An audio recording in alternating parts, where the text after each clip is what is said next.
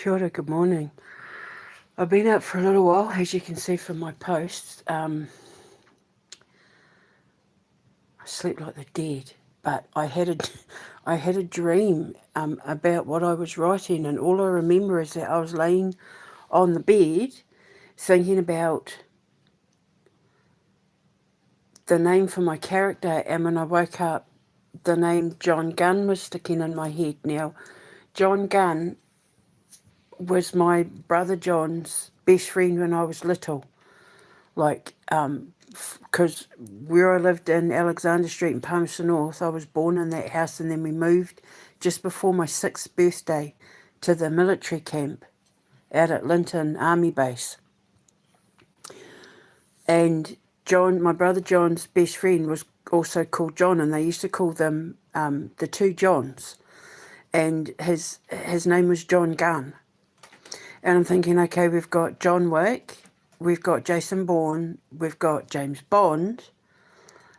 I could name him John Gunn, but I kept thinking, I said to my son, the name Jack comes to, like, I just keep thinking Jack. You know, you've got John, James, Jason, and Jack. So then I thought, okay, what about Jack Gunn? And then I thought, you know, James Bond. Jack Gunn, son of a gun. He's mortal, I've decided. Even though he works for the Ministry of Souls, he's mortal, so he can die. And I said to my son, I want to set it around if he's sort of like in his early 20s, sort of just around the start of the war, just before the war starts in World War II, then I can take him up to like the Cold War and up to around about the age of 60. You know, so I've got like a good 40 years of storytelling that I can draw out in the series, based on like World War II, the Cold War, Korea, Vietnam, if I wanted to. Like, I could add a whole, and obviously fictional stories too. And I said to my son, and I said in my video, remember, I've got this whole Count of Monte Cristo thing where he's you know, like a noble thief sort of thing that comes good in the end. And, you know, it was there. But I was thinking, okay, what would he be doing on the French Riviera or like in Monaco or somewhere pretending to be a count? And then I was just putting ideas down with my sons, and I thought I'll just do some research into spies, like Soviet spies and all that. And there were a lot of British and American intelligence, there was a lot of Russian spies who were infiltrating America and Britain and France and all that, in order to get information about tech they were working on, and, you know, like Lockheed missiles and the atomic bomb and all that sort of thing. But I thought, let's do it the other way. This video dropped into my feed about Stalin and the things that he would do to prisoners of war, and how it was so bad that even the enemy was shocked at the things that he did to them. So I thought, let's do it the other way.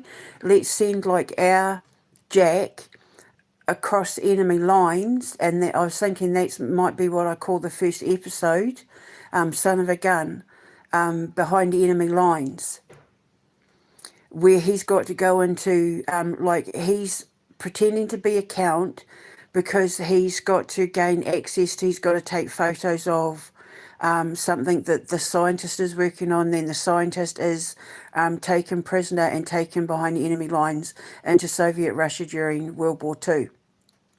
And he's in a POW camp, so he's got to go undercover as like a Russian guard.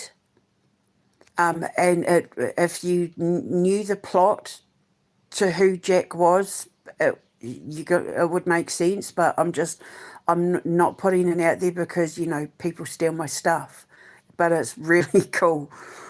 So yeah, so he goes behind enemy lines and pretends to be Russian and positions himself at the POW camp and that, so that because he's got to keep the scientist alive.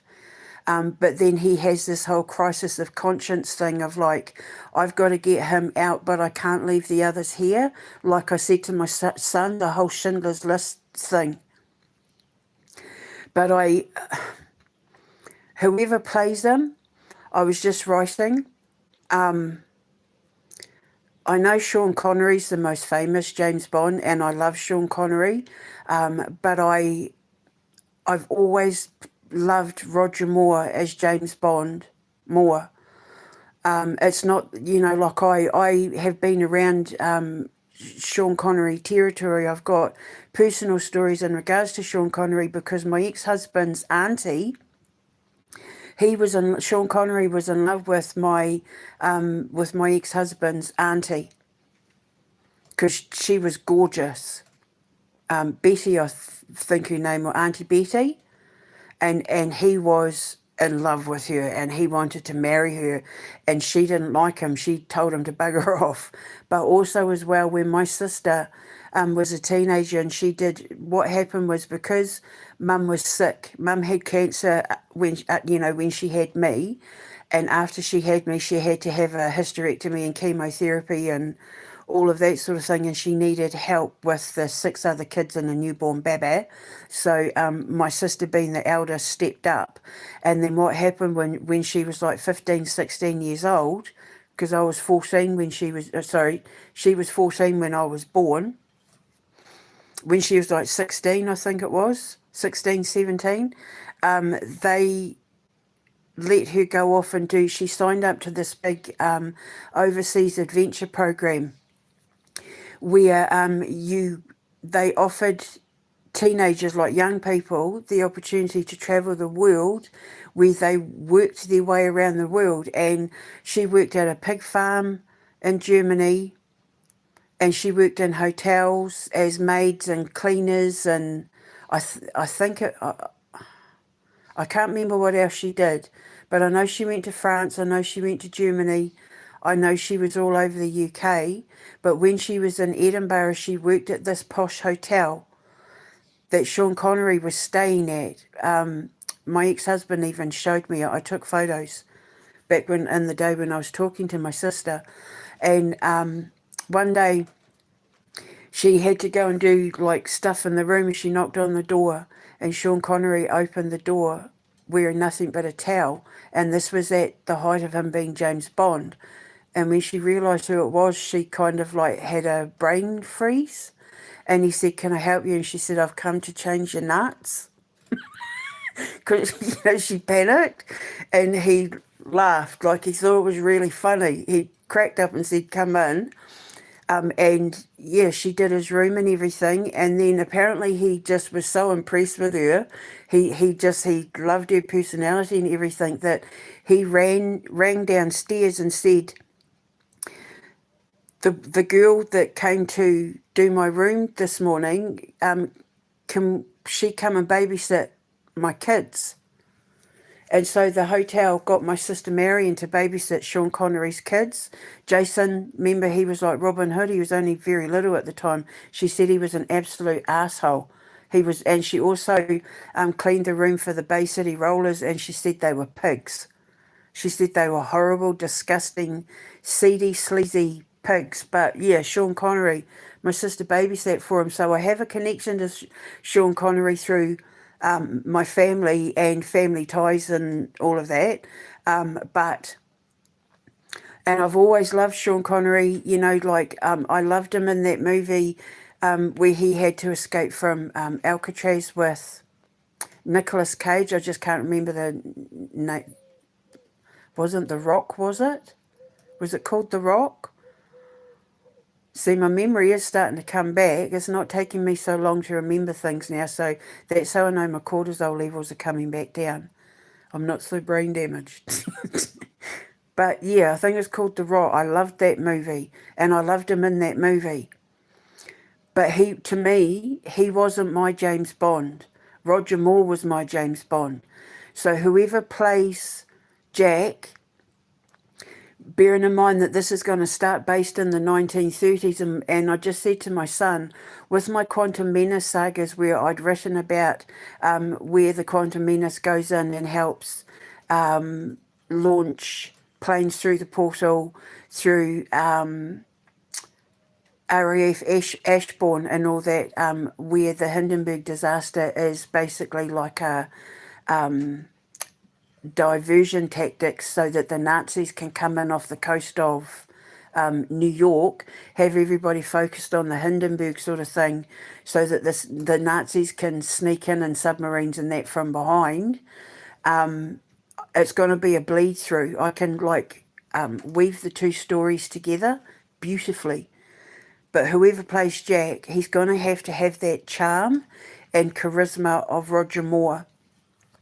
It's not going to be like where he's sleeping with a different girl every episode, but like I said yesterday, there's going to be that Matahari sort of, is she a spy, isn't she a spy, is she the enemy, can I trust her sort of thing, that whole thing going on. But yeah, having it the other way, instead of the Russians spying on the Americans and British and that have he'll probably be American if I'm in America, going behind enemy lines in Russia. I mean, he could be British. I could make him British. But he's gonna, that whole Roger Moore, if you know anything about James Bond and all that, and I thought instead of calling it Jack Gunn, son of a gun. And he's mortal, but he works for the Ministry of Souls, just like his dad did. So that's what I have so far. So I'm going to need, when I move to America and I find my place, I'm going to have to build a recording studio in one of the bedrooms so that it's all soundproof and it's got like a booth, and my producer and sound editor and all that can sit behind the booth and help me record everything. And I'll have to have like a good mic and a good stand and a comfy chair and that, so that I can sit, because I when it comes to my radio stories and my cartoons and that sort of thing, I want to be able to do some of the voice characters. So I'm going to need a recording booth for my radio shows as well, but especially when because I want to do voice acting. And I just love this idea. I talked about it with my boys a long time ago about building a studio at the back of the property that's for my script writers and voice actors, and that we would sit and have meetings. But it's basically like what would you call it? Like, in New Zealand we call them batches, but it's basically like a summer house. If you know what a summer house is, it's kind of like a garage that's like a house, but it's like a granny flat, might be another word for it, or like a backyard chalet sort of thing. Because I said if one of my boys wanted to live in it, they could live in it. But I was thinking of building one so that my writers and even like my composer and musicians and that, we could do the work out there without disturbing people in the house. I love the idea of us sitting around with our scripts in the recording studio, feeding these lines back and forth to each other while they've been recorded and edited and that, ready to go out, for Saturday night radio, or, out into the TV shows and stuff.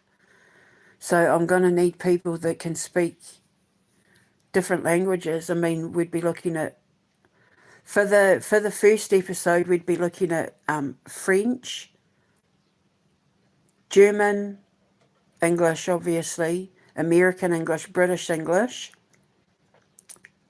Russian, maybe even Polish. Because I was thinking of maybe making the scientist Polish. Or he could, yeah. So, yeah. But the thing is that it's a great opportunity to bring people in for their ability to be able to lend their voice to these incredible stories. Especially, how do I put it? Especially like in countries like the United Kingdom, where if you speak any language other than British, you're considered a threat.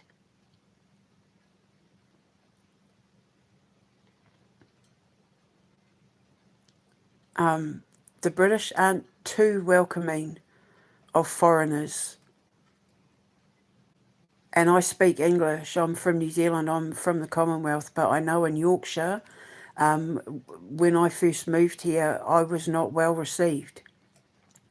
And they don't treat Polish people very nice here.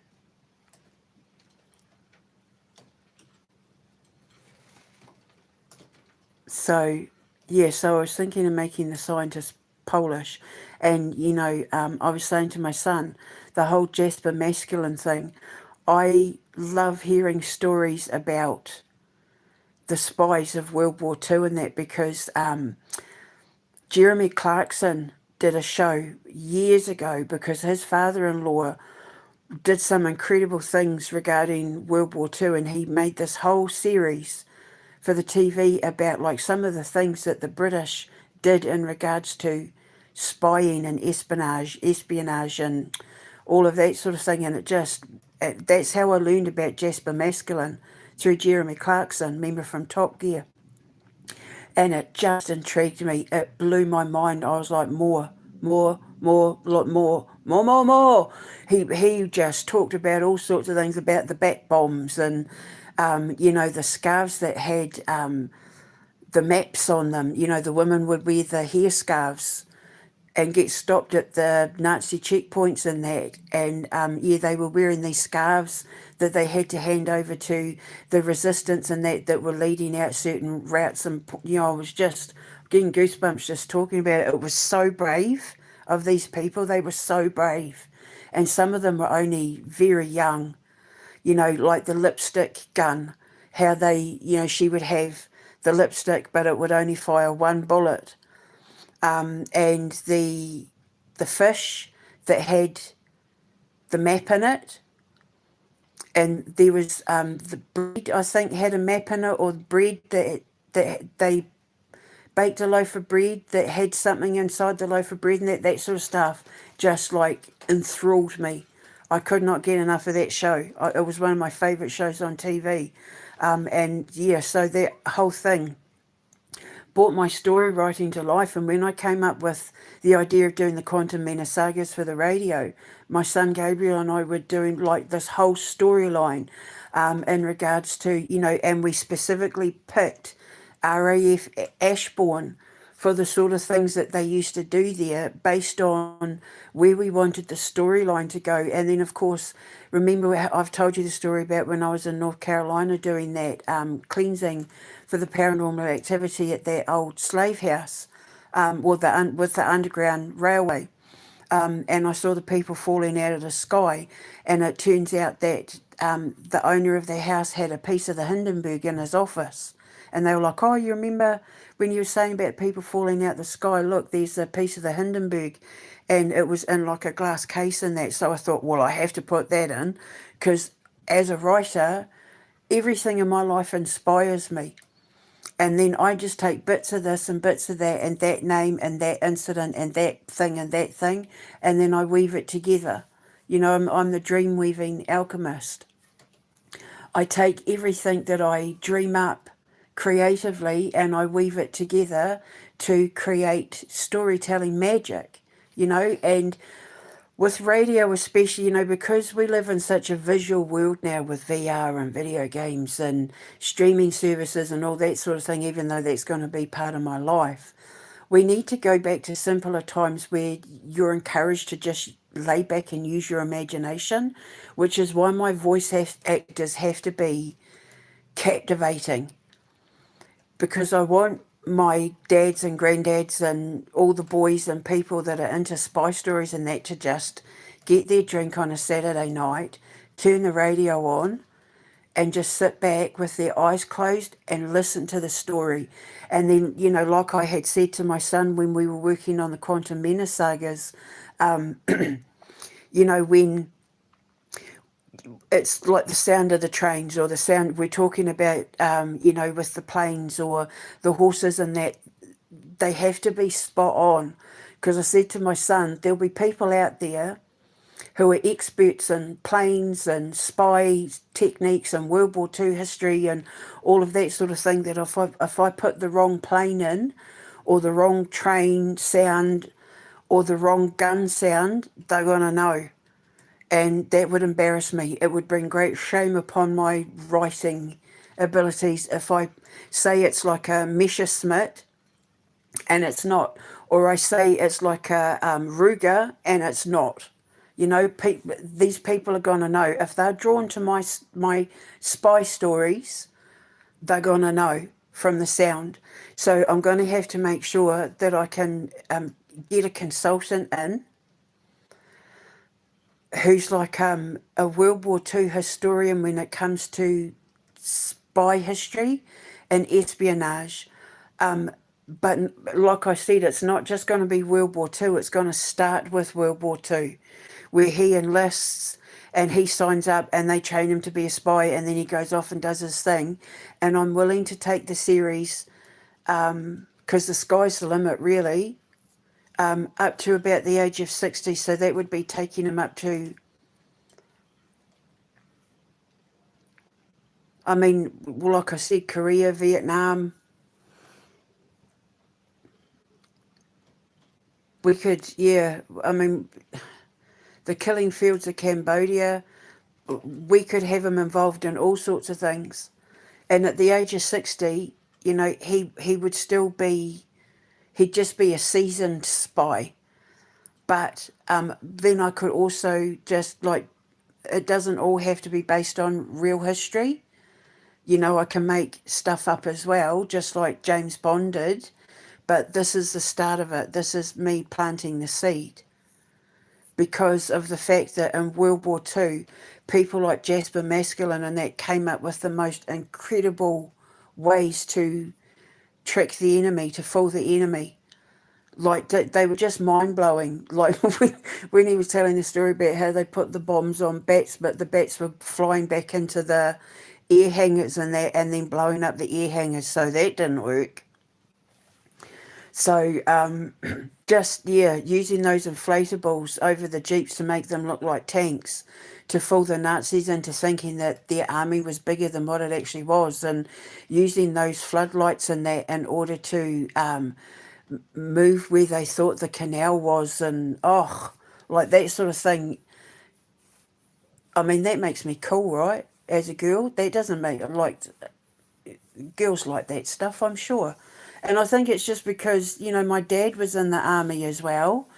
And because there's stories that I've been there's missing puzzle pieces to my dad's army history that my sons have helped me try to figure out. And last week when my son was here, he kind of added a little bit more of a piece of the puzzle as to why those men were at my house during the Falklands War. And then, but it's kind of like, okay, so we've answered that question, but now there's more questions like, but why my dad if he was this, and why this? And, so they say there's more questions than answers, but that's what I've got so far, and it's exciting. So, and like I said, I can do these radio stories and that while I'm looking for voice talent, while I'm looking for kids to sign up to the school, while I'm looking for a place to build, while I've got stuff going on in the background, I can at least be pumping out radio stories. It's something to do. It's something to bring to the audience so that when we are ready to turn them into the visuals, they know what to expect. It's kind of like little samplers, like an amuse-bouche to the mind. A palate cleanser. Listen to this for now and just clear your mind of your VR and your video games and your visual stimulation, and let my writing be your amuse-bouche. And then when we're ready to introduce you to the movies and the TV series and the video games and that, you're going to know exactly what to expect. So, yeah, so son of a gun, Jack Gunn. And the name might change. The names might change. They don't get attached to anything, but it's a seed that's planted. And if it's meant to become fertile, it will grow from there. But considering that it's kind of meshed beautifully with what Gabriel and I had originally written for the Quantum Menace saga, with the Hindenburg and all of that, it's pretty exciting. Like I'm pretty excited, and I know who I want Jack to be. He's got to have that Roger Moore charm about him. Roger Moore was just charming, charismatic, enigmatic. He had that whole. I'll tell you what. Do you know? Honestly, hand to God, do you know who I think would be perfect to play Jack Gunn? My son Thomas.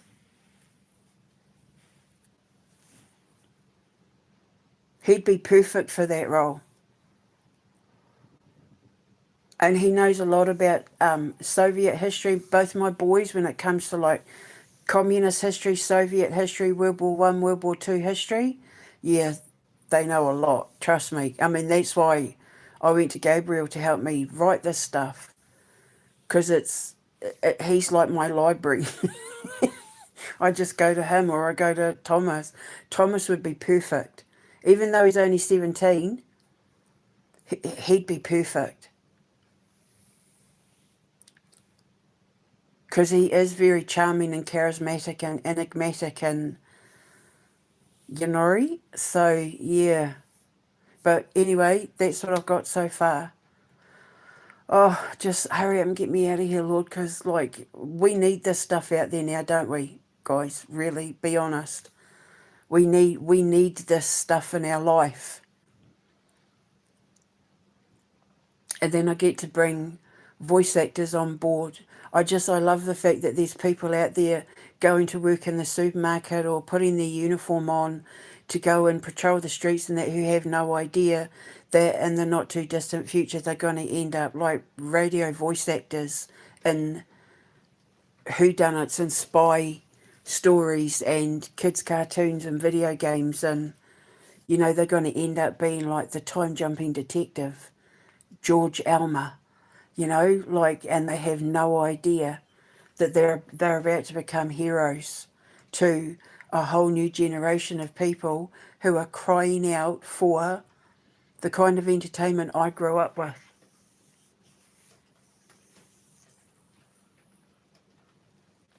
So I was talking to my boy the other day about the video games, and I said, like, people want what I grew up with. And he goes, yeah, but he said, like, my generation, we had like Valve and Rockstar and EA and that coming out with games like Bethesda and all that coming out with Halo and that. They were the games of my generation. I said, yeah, but all those games companies started because they had originally worked for the companies from my generation. I said, your generation is my generation. Your generation of video games and video games company is my generation. They just started as one company and morphed into others because people were leaving the originals and starting their own companies. Like that Forever Winter that they were talking about. That's like their game at the moment. They love that game, Forever Winter. And they showed it to me, and it was incredible to watch. My son was like, it's a bit like this, and it's a bit like this, and you're going to love it because it's a bit like this, because one of my favourite video games out there in the whole world is Fable. But I also love like Left 4 Dead, and I loved like Bioshock and the first Mass Effect, and even like Castle Crashers and all of that. And so I was like, you know, we were talking about how it was a bit Gears of War, and you know, all that sort of thing. And so we got into this big discussion, and he was talking about how basically they're making the game bit by bit, and that they originally came from, I think, the people that made Halo. I can't remember, but they came from like a big games company, and started and decided to go indie. And I said, that's the sort of company I want to work with. When, in the meantime, while I'm building my school, because I need to get stuff made in the background, I need to be able to outsource work to games companies, and I will only support the two guys in a shed kind of games companies, the indie companies. And my son said, they're the two guys in a shed. They're exactly who you'd be looking for. So this is why this is why I taught my sons to get into video games in that young. I told them when I got locked up, pay attention, go in and pay attention, because these people are going to be our competitors. But because my market is going to be focused on young people, young children, making them, producing them, testing them, coming out with, story writing and all that sort of thing, I said, go in with your Discord and your Steam and all that, and pay attention and document everything. And I'm going to have a million questions that I'm going to need you to answer, because when I do my version of Steam and Discord and all of that, I want everything perfect, pitch perfect. So, especially when I'm putting it out to investors and that sort of thing, I want everything to be pitch perfect. And my sons were my researchers, because they're technically like members of the board. And it's their generation that I'm going to be appealing to, and, calling for them to come on board with me for the school. It's their generation that are going to be my students and all of that. So, and my talent. And so it's like, send my boys in to do the research, and they've given me so much incredible feedback. It's because I tell you everything that they help inspire in me. I watched them play a video game like the other day, with watching my son play Metal Gear, and it was like, holy crap, like this could be like art imitating life sort of thing, in regards to work that I've done with, the Epstein Coalition and the Epstein cult, and what's happening today in real life. And then watching them play Forever Winter, it's like, oh my God, and it's just, they inspire me, but they also give me incredible feedback. And it's helped me fine tune not only my streaming service or my streaming server, but fine tune how I want QE2 games to run, and the games that we will put out, and which ones we'll make first. And like I said, I'm going to need to outsource because I know it's going to take at least a year to get my school built the way that I need it to look. But in the meantime, I can get kids enrolled, and I can get some of the businesses and that off the ground. I can start making things to put out on radio and to put on my streaming service, like my little mini games.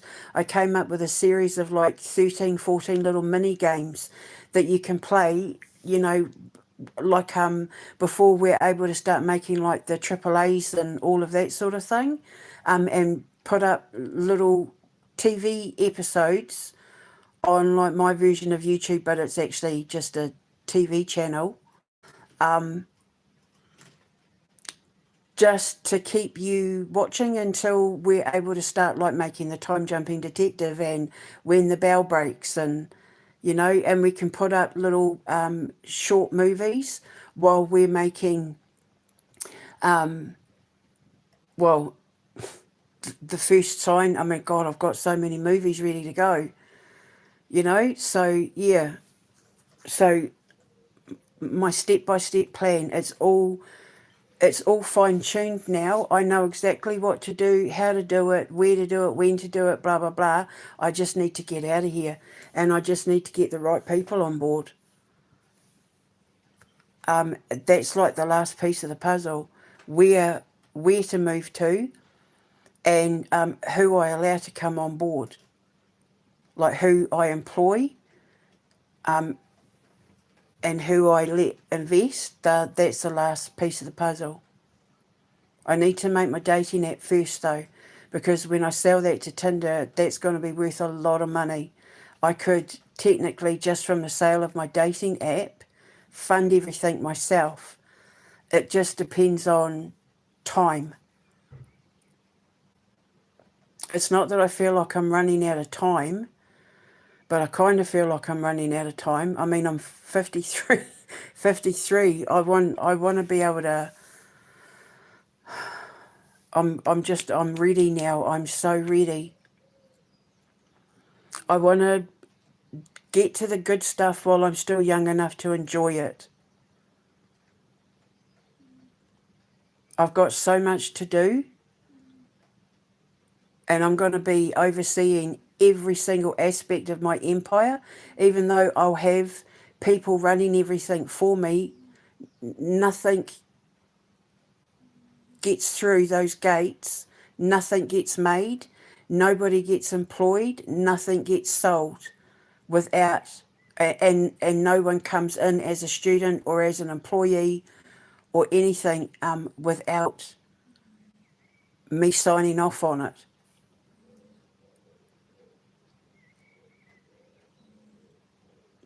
And I learned that from Kimmy Jimmy, Kim Jong-un. Nothing goes through those gates without my permission. Nothing or no one goes in and out of the gates of my empire without my permission. I'll be in the driver's seat. I sign off on everything.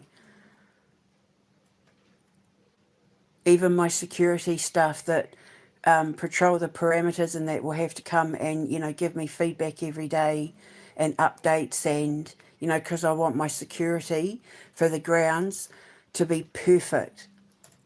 As I said to my sister the other day, I'm building a little walled village. It's going to be like a little village that's walled off. And you can only come in and out when the gates are open if you're a tourist or, you're coming to shop or, you're coming into work in that.